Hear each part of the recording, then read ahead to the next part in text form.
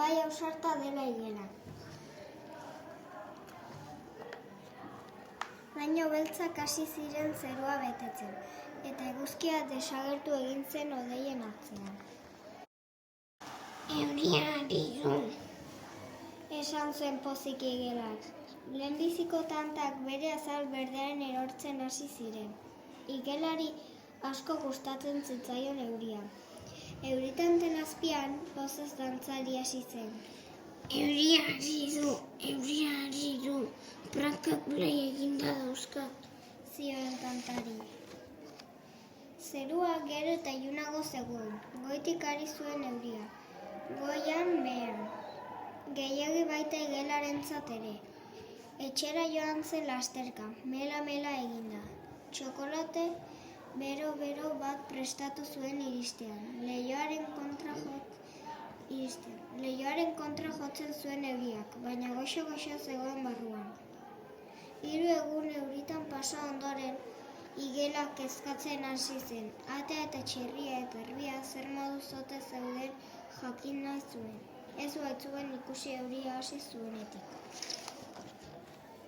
5. egunean, ibaiak gainez egin zuen, eta handik laster igelaren etxeraino iritsi. Hasieran barregarria iruditu zitzaion, baina ondoren kezkatzen hasi zen. Atearen etxera joan zen korrika. Hemen ere ura goraino sartuta zegoen. Nondik sartu da ura dena? Galdetu zuen ateak izututa. Ibaia gainezka egin du. Esan zuen igelak.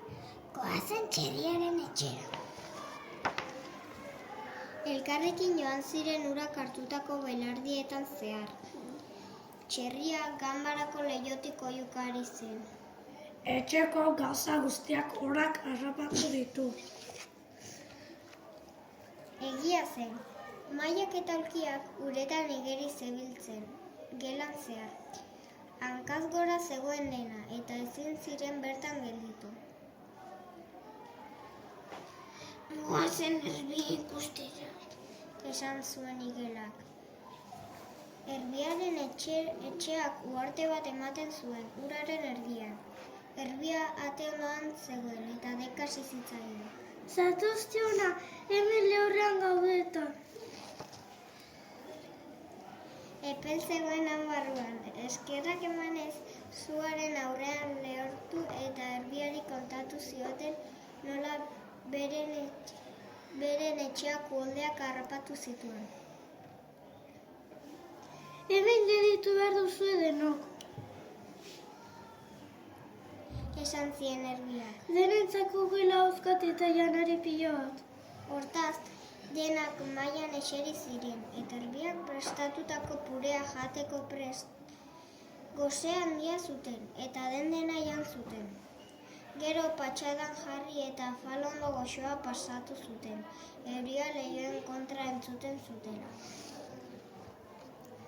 Egunetan geratu ziren erbiaren etxean.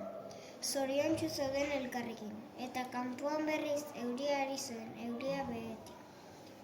Halako batean, azkeneko Gipuzkoa joan behar zutela konturatu ziren. Ez daukagu janari gehiago. Esan zien erbiak serio. Hile egingo gara, inor laguntzen ez badigu. Ateak, Nik ez dut nahi. erantzi zuen igelak. Biharamunean, azken ogi apurrak besterik ez ziren gelditzen. Goseak amorratzen zeuden, baina inork ez zekien zer egin. Kanpoan atertu zuen, baina oraindik ere oso gora zegoen ura. Badakit, Esan zuen bat-batean igelak. igeri joango naiz hango mendietaraino eta laguntza eskatuko dut. Erbiak kezkati begiratu zion. Ura indar handian dator eta bide luzea dago. Oso arriskutsua da. Esan zuen, Baina lortu dezaket. igelak bero-bero. Ni naiz guteko egerilari onena. Besteek bazekiten egia zen. Hala uretan sartu zen igela, ausarki. Lagunek urruri begiratzen zioten. Laster urrutian desagertu zen. Ura hotz-hotza zegoen, baina igelak ez zuen horretaz pentsatu. Bere gogoan atea eta erbia eta txerria zeuden, eta haien gosean. Zenbat eta igeri gehiago egin orduan eta indar handiagoa zekarren urak. Igela nekatuta zegoen, eta ia ezin zuen aurrera egin. Bat-batean korronteak eraman egin zuen. Igela uretan bera joaten hasi zen. Ezin dut igeri gehiago egin. Pentsatu zuen igelak.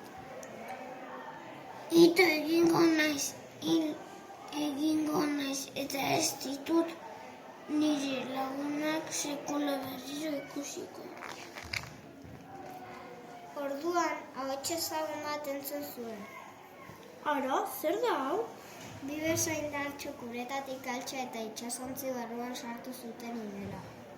Bere lagun arratoia zen. Igelak pasatako guztiak kontatu zizkion arratoiari. Euria, uholdea, gosea, eta nola atera zen bera laguntzan bila. Ez kezkatu. Esan zion arratoiak. Itsasontzia janeriz beteta daukat bidaiarako. Denentzako lain dago hemen. Erbiaren etxealdera abiatu ziren, han egongo baitziren 3 adiskideak laguntzaren bila. Txerria, atea eta erbia txalok hasi ziren igela itsasontzi batean ikusi zutenean. Baina nor zegoen berarekin? Jakina, bere adiskidea arratoia zen. Ia ezin zuten sinetsi ikusten ari zirena. Gainera, arratoiak janari ugari zeukan itsasontzian.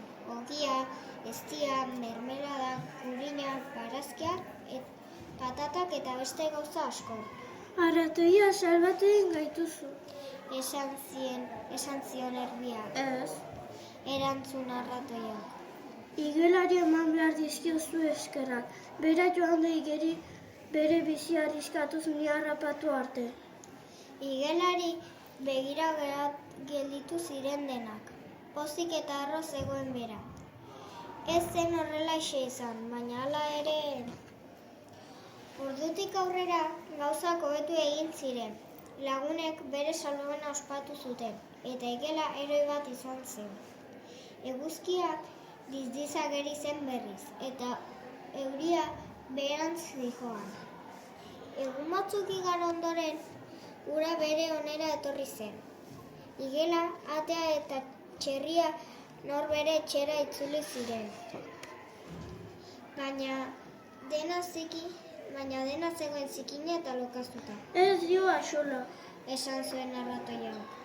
Eta honen laguntzarekin gauzak lehen bezalaxe utzi zituzten. Dena dela ezerre zen izan lehen bezalaxe. Haietako inork ez baitzuen inoiz ahaztuko uholde ikaragarri hura.